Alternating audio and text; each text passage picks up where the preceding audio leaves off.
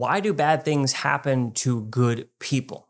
Now, that's a question I'm sure all of us have wrestled with, whether it's a loved one that's suffering, walking through grief, making sense of a broken world. The Bible does not shy away from this very question. In fact, one of the oldest books of the Bible, the book of Job, puts that question front and center. Now, the book of Job is one of the oldest and most profound pieces of literature in the Bible. And unlike most biblical texts, it doesn't begin with this historical narrative or law, but with a question that lies at the heart of every human being. Why do people suffer?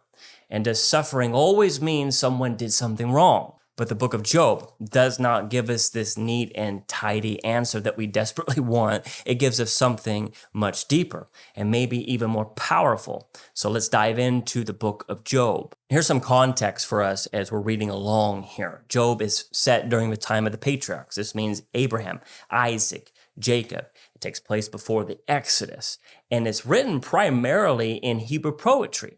The outlining looks like this, so you can kind of gauge it as you're going along. Chapters 1 and 2 are the prologue. They set things up. 3 through 31, Job's dialogues with his three friends takes place. And 32 through 37, we see speeches by a fourth person who comes in, Elihu. Chapters 38 through 41, God finally speaks. Powerful there. Chapter 42 is the conclusion to everything in the restoration of Job. Now, something fascinating about this book, it doesn't open up on earth, but in the heavenly courts.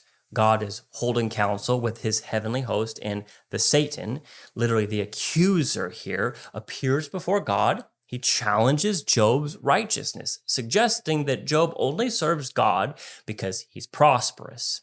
Now, God, he permits Satan to test Job, which sets off the central tension of this book. Will Job remain faithful despite undeserved suffering? Now, God permits Satan to test Job not because Job did something wrong, that's key here, but to answer a deeper question.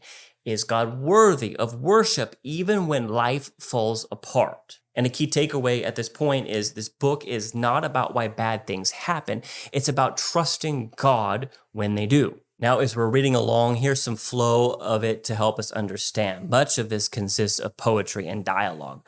Job laments his condition while his friends argue that his suffering must be due to some wrongdoing.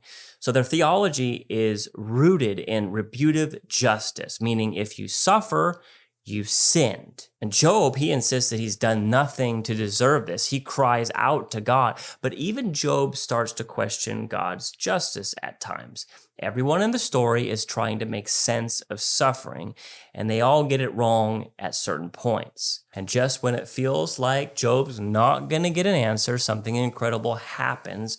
God responds to Job. It's a buckle your seatbelt type of moment here, because in chapters 38 through 41, God speaks out of a whirlwind, and rather than providing these direct answers, God asks Job a series of rhetorical questions about creation, nature, the cosmos, and these questions reframe the discussion, shifting the focus from why to who God is. In this, it's important to know that God is not avoiding Job's pain. He's lifting Job's eyes to something bigger, grander. It's the wonder and wisdom of the Creator. Job never learns why he suffered. Understand that. But he learns that the one who is above it all can be trusted at all times. And sometimes God's presence is the only answer we're going to get. And it's the only one, honestly, that we truly need. Job's final response is one of humility. He was put in check. He acknowledges the greatness of God and his own limited perspective in it all. So in all of this, Job is restored. He's rewarded for his endurance as part of God's sovereign and redemptive conclusion to this book. So a few things that we could walk away with as we read this. Here's why Job matters to us today. First of all, it teaches us to trust. Trust God when we don't understand. It shows us how to worship in the dark, in the silence, and it reminds us that pain does not mean that God is absent. So this book, it foreshadows Jesus as well, the truly innocent sufferer who experienced silence from heaven, but he was ultimately vindicated. If If you've ever walked through suffering or questioned where God is in your pain, Job is your book. So don't skim through it.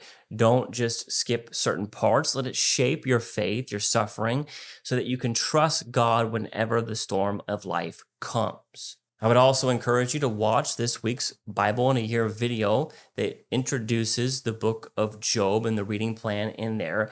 And if you know someone who's going through something hard in life, they may be suffering, perhaps this would encourage them. Please send this video to them. Let's read the book of Job together with faith that God meets us in the midst of our suffering. He's not absent, and we can trust him at all times, even in the silence.